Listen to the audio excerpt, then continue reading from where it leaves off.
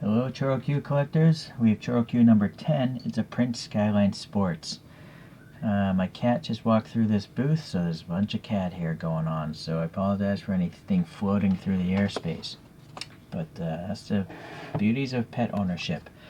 Okay, so let's take a look here. This looks like it's brand new. The tape's never been breached. Alright, so what's it say on the box? 2004, so it's not the oldest Choro-Q. I have some from the 90s, but definitely not new. So Prince, this is before they merged with Nissan.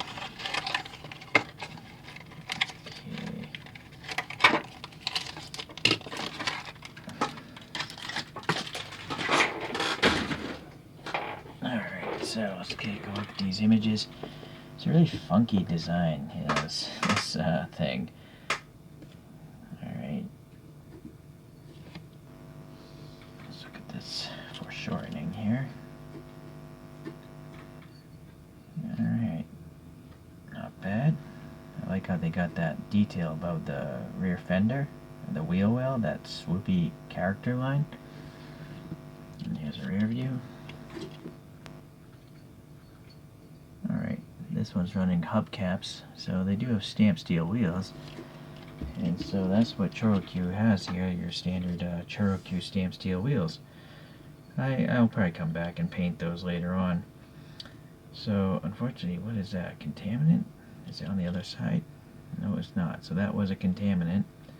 This is a sky blue, it's not metallic. Oh, sadly, there's some silver paint missing from the casted in bumper as well. Silver paint up there. Probably a smoked canopy. Yeah, you can see a little bit of the pick there. The door handle.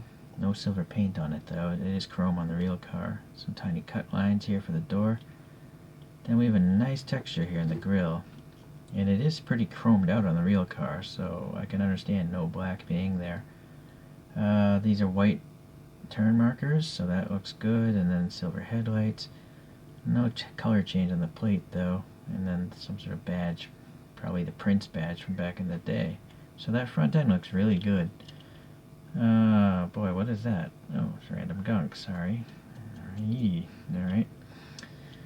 Looks good. Trunk cut lines, alright. Not enough blue paint though right here. That's probably the fuel filler door. Oh, the rear end has some red paint here. A little overspray there.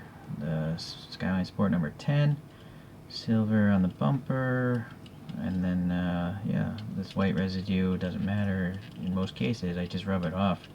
And the tire looks good again, see? So, no big deal. Alright, well, let's take a look at a couple other toys then.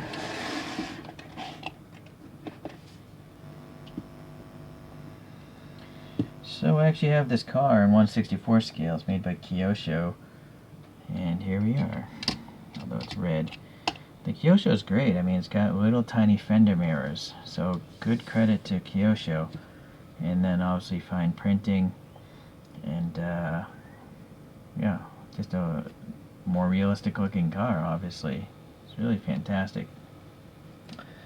Alright, let's lose this guy. Well, let me show you a top view here. Give you the foreshortening and the view of that. Alright, let's look at some Choro-Qs. So after this car, I believe this is the S54 Skyline. And then these are all made by Choro-Q, the ones I'm going to pull out here. This next one is a Hakusoka. Then after that one came the Ken Mary. And that one's got some Hot Wheels on it, Hot Wheels Real Riders. And then I'm not going to show every one, there's not enough room.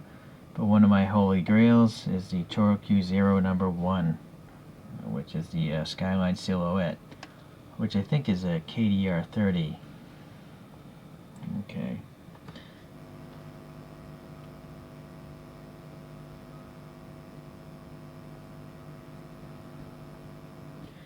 You ready? Let's lose these guys. If this is blue, I'm going to pull out this blue character here. Alright, well, just like in 1/64 scale, true 64 scale, I'm collecting Nissan Skylines like there's no tomorrow. I think it makes sense. I mean, ChoroQ, Takara is the company that's founded it, and now it's Takara Tomitech, still a Japanese company.